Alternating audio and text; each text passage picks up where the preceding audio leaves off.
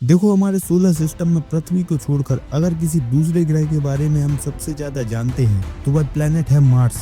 मैं जब रात में मार्स को देखती हूँ तो महसूस होता है कि ये एक ऐसी जगह है जहाँ एक दिन इंसान चल रहे होंगे। यहाँ का माहौल हमारे सोलर सिस्टम में सबसे ज्यादा पृथ्वी के जैसा है। मार्स पर हमने कई सैटेलाइट्स, प्रोब्स, यहाँ तक कि रोवर्स मिशन किए हैं, लेकिन जब बात आती है ह्यूमंस को मार्स पर भेजने की तो वैज्ञानिकों के दिमाग में ह्यूमंस को मार्स पर भेजने का विचार आज से ही नहीं बल्कि 20वीं सदी से चल रहा है। सबसे पहले ईयर 1948 में एक जर्मन अमेरिकन रॉकेट साइंटिस्ट जिनका नाम वेर्नर वॉन ब्रून था, उन्होंने ह्यूमन मार्स मिशन की पहली डिटेल साइंटिफिक योजना बनाई जिनमें 70 लोगों की एक पूरी टीम को मार्स पर भेजने का प्लान था। लेकिन उस समय कोई ऐसी रॉकेट न हो पाने के कारण जो पृथ्वी से ह्यूमंस को मार्स तक ले जा सके, यह मिशन फेल हो गया। इसके बाद ईयर 1960s में जब अपोलो प्रोग्राम जोरों शोरों पर था,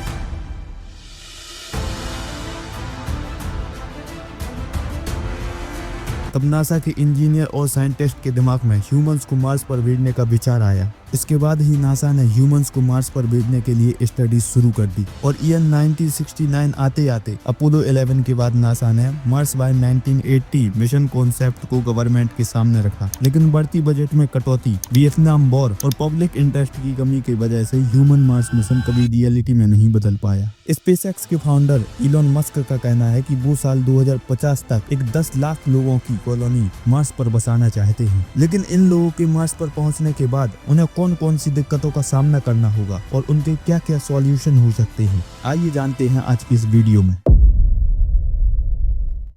देखिए, सबसे बड़ा सवाल यह है कि आखिर हमें मार्स पर जाना ही क्यों है। हमारे सोलर सिस्टम में उससे भी अच्छे कई मून्स हैं, जैसे कि सैटर्न का मून टाइटन, जिसका अर्थ से 1.5 गुना ज्यादा एटमॉस्फेयर है। इस पर ठोस सरफेस है और यहाँ पर लिक्विड मीथेन और ईथेन के ओशंस हैं। इन्हें बर्न करके हम ठंड से बच सकते हैं और नासा के अनुसार इसकी सतह के नीचे लिक्विड पानी के ओशन मौजूद हैं। लेकिन इसका सबसे बड़ा डिसएडवांटेज जानते हो क्या है? हमारी पृथ्वी से इस मून के बीच की दूरी। यह दूरी इतनी ज्यादा है कि हम पृथ्वी से मंगल तक 5 बार जा सकते हैं। मार्स हमारी पृथ्वी से सूर्य के बीच की दूरी का भी आधा है। मार्स का एवरेज टेम्परेचर -63 डिग्री सेल्सियस होता है। इसका एक दिन भी हमारी पृथ्वी के लगभग बराबर ही होता है। अब अगर एलन मस्क को यहाँ पर एक सेल्फ सस्टेनिंग कॉलोनी बनानी है तो उन्हें मार्स पर कई चैलेंजेस का सामना करना होगा, जिसके लिए उन्होंने पहले से ही इसके उपाय ढूंढ कर रखे हैं। देखिए, मार्स पर इतने ज्यादा लोगों को पहुंचाने के लिए जो सबसे बड़ी समस्या होने वाली है वह है एक ऐसी रॉकेट को बनाना जो क्रू को मार्स तक आसानी से ले जा सके और वहां से उन्हें वापस भी लेकर आ सके।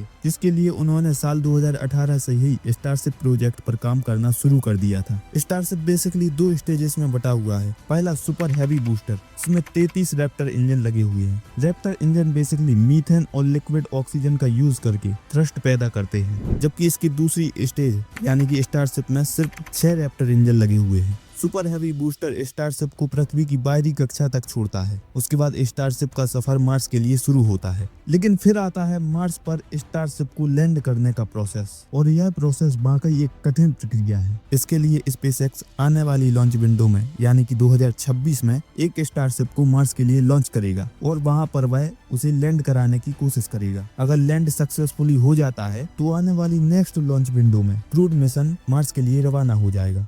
लेकिन फ्रेंड्स, समस्याएं यहीं पर खत्म नहीं हो जाती, बल्कि असली समस्याएं तो अब शुरू हुई हैं। क्रू के मार्स पर पहुंचने के बाद क्रू को जो सबसे पहला काम करना होगा वह होगा एक अच्छा शेल्टर बनाना, जिसके लिए शुरुआत में क्रू स्टारशिप को ही शेल्टर के रूप में यूज करेंगे। इसके बाद जैसे जैसे अर्थ से मार्स पर लोगों को भेजा जाएगा वैसे वैसे वहां पर इन्फ्लाटेबल हैबिटेट्स यानी कि एयर कंप्रेस्ड ट्यूब जैसे शेल्टर तैयार होंगे। इनकी बाहरी सतह को मार्स की मिट्टी से ढक दिया जाएगा ताकि बाहर की रेडिएशन का शेल्टर पर कोई असर न पड़ सके। इसके बाद जब लार्ज स्केल पर कॉलोनाइजेशन शुरू होगा तब मार्स पर 3D प्रिंटिंग मशीनों को भेजा जाएगा, जिससे वह मार्स की मिट्टी का यूज करके घर बना सकें। और कुछ लोगों के लिए अंडरग्राउंड बेसेस भी बनाए जाएंगे ताकि रेडिएशन से उन्हें पूरी तरह से सुरक्षित किया जा सके। इसके बाद दूसरी सबसे बड़ी समस्या होगी इलेक्ट्रिसिटी की, क्योंकि इलेक्ट्रिसिटी के बिना मार्स पर ऑलमोस्ट सभी चीजें काम करना बंद कर देंगी। अगर वैज्ञानिक सोलर पैनल का यूज करते हैं तो मार्स पर आने वाले डस्ट स्टॉर्म जो कि हफ्तों से महीनों तक चलते हैं और पूरे ग्रह को ढक लेते हैं, इसके लिए वैज्ञानिकों ने एक अच्छा उपाय सोचा है जो है न्यूक्लियर रिएक्टर पावर, जिसकी मदद से बिना किसी दिक्कत के भरपूर इलेक्ट्रिसिटी बनी रहेगी। नासा और स्पेसएक्स दोनों छोटे न्यूक्लियर इंजन पर काम कर रहे हैं ताकि इन्हें आसानी से मार्स पर ले जाया जा सके।